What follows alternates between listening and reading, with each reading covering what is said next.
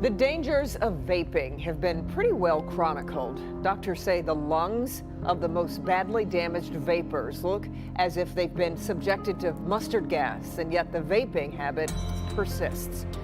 But a fight against vaping is being waged by a teenager who knows the perils of it better than anyone. Last fall, Daniel Ament of Grosse Pointe became the wrong kind of pioneer. A horrible reaction to vaping meant he needed a double lung transplant.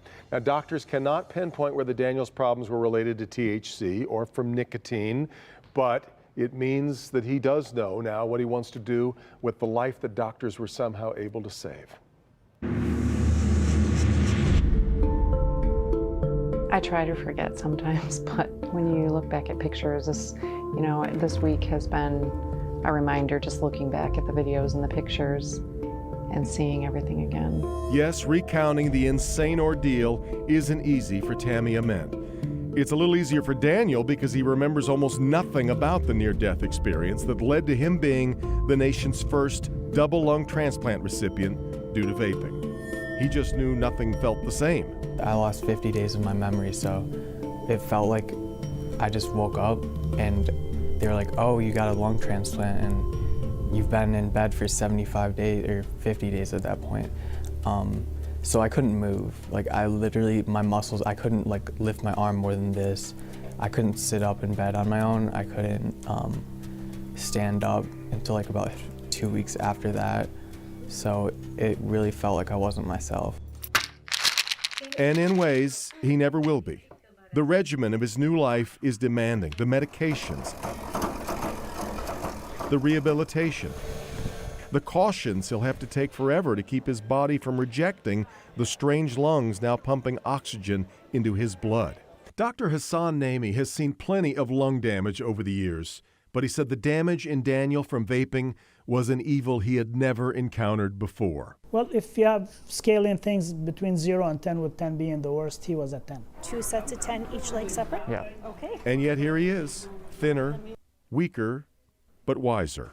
And now, the very thing that almost killed him is the new cause he wants his life to serve. A lot of people are still finding it really hard to quit. And that's kind of why I'm like trying to start this nonprofit.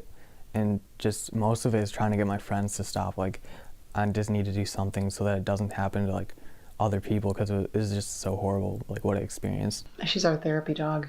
So if we understand that job one is just getting back up to speed and back to good health, job two for Daniel is a nonprofit he's launching aimed at getting young people to kick the vaping habit.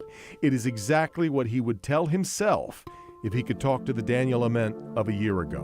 And I just tried it and I didn't see any real issue to it, but I would still try not to do it that much because I didn't want to get addicted to it.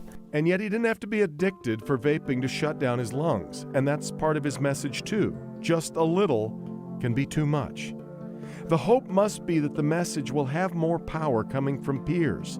The doctors can lay out their horrific x-rays, and well-meaning caring parents like Tammy can try and try, but to little effect. The kids don't want to listen. The kids don't listen to anyone.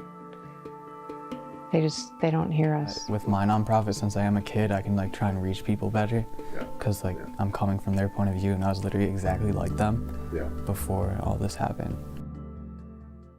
As Daniel says, it's harder to find people who don't vape than it is to find those who do in high school. Daniel's nonprofit is called Fight for Wellness, and if you want to know more, we've put a link on our website at clickondetroit.com. And while Daniel is fighting the demand for vaping, the Michigan State House, we should note, is considering what's in the supply side. There are currently 3 bills being considered that would when taken together, would ban vitamin E acetate from vaping products.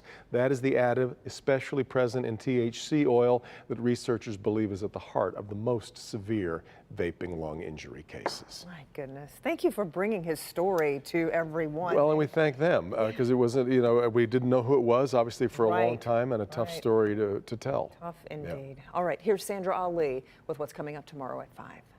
I'll take you up.